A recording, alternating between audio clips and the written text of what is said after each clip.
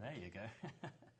Marty Cooper, not a name you're likely to be familiar with. His invention, well, billions of us most intimately are. The portable cell phone, embodied first in this handset built by Marty and his team at a nimble startup called Motorola. This 2-kilo hunk of heft was the culmination of years of work, a philosophical leap of faith away from the prevailing thinking by the industry giant Bell Labs and parent company AT&T, whose vision was simply to put cell phones in cars. For 100 years, we had been trapped in our homes, leashed to our desk by this copper wire. Now was the time to set us free, and trapping us in our cars was not an improvement. We had to create a dazzling demonstration, and that was the real reason. The real reason for creating this phone was to prove to the world that a little company like Motorola had credibility. And that's what we did in New York and in Washington. We did what turned out to be a dazzling demonstration that the time was ready for personal portable communications. And it was using a phone very similar to this. This is essentially a replica of what you use. That's correct. What did you say on that first mobile phone call? Well, I was talking to a journalist, just like you, and I tried to think How of something. disappointing. Yeah, clever to do. So I called my counterpart at Bell Laboratories, a fellow named Dr. Joel Engel, a very bright guy, and he ran all of the AT&T program. Very important and responsible job.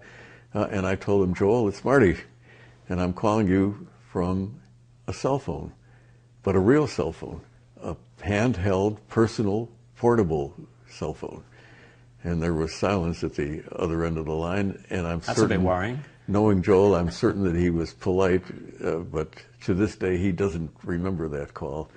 And I'm not You're sure certain. he was actually there? There was somebody at the other end, was there? Oh yes, yes, there was. Yeah, I'm certain there was. And had you given it a lot of thought before you actually made that call, what you were going to say? Was that the kind of Neil Armstrong moment on the ground with mobile telephony? It was spontaneous, and I'm sure that Joel would rather I had not had that spontaneity. How much did you profit personally from your invention? How far? Well, in terms of satisfaction, enormously.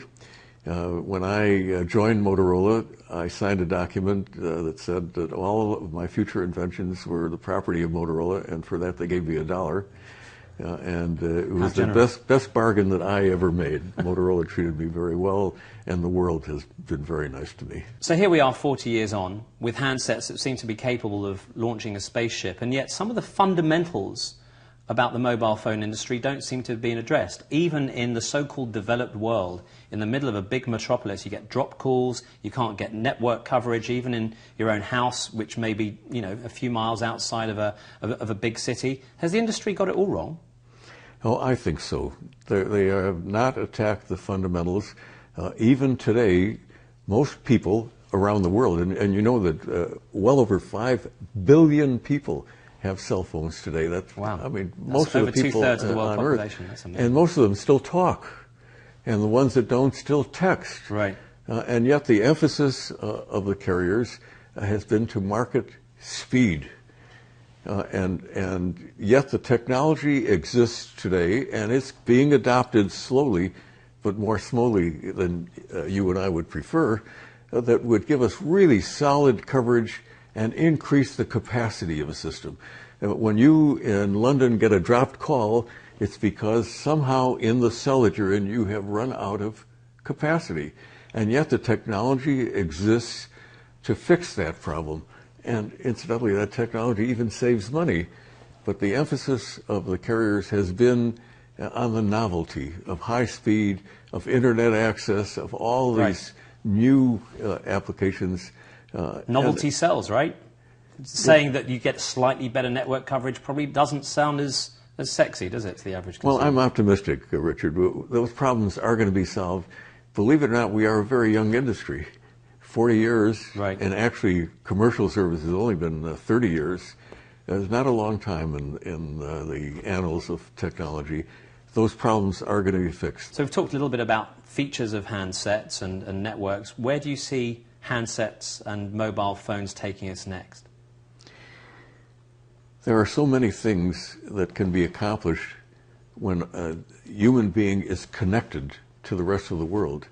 But the one that's most exciting to me is the medical revolution, because now we have the capability of measuring things on your body, of actually doing a physical examination every 30 seconds instead of every year, or in my case, every 5 years, and actually understand what diseases are starting to form in your body before they become diseases. That would be incredible.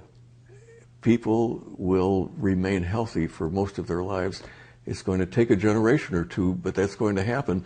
But it's started already, and I want to show you some examples. One of the biggest causes of death in Western civilization is congestive heart failure. And yet, we know how to anticipate that. Congestive heart failure means you're accumulating fluid in your lungs. Here's a patch that a person can wear on their body. May have to change it out every week or so. This patch talks to your cell phone and it senses what the fluid level in your lungs is. So the cell phone sends the data off somewhere. And that information goes somewhere, and you get an alert maybe 6 hours before you would have had a heart attack. You pop a pill and you avoid it. Just extrapolate that to a whole bunch of other diseases.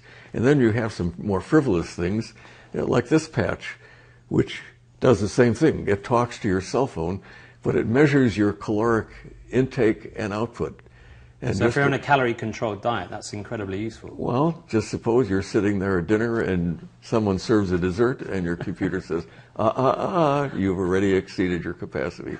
Don't eat that. Yeah, not sure it would stop me, but anyway. Yeah. Marty Cooper, it's been a real pleasure meeting you.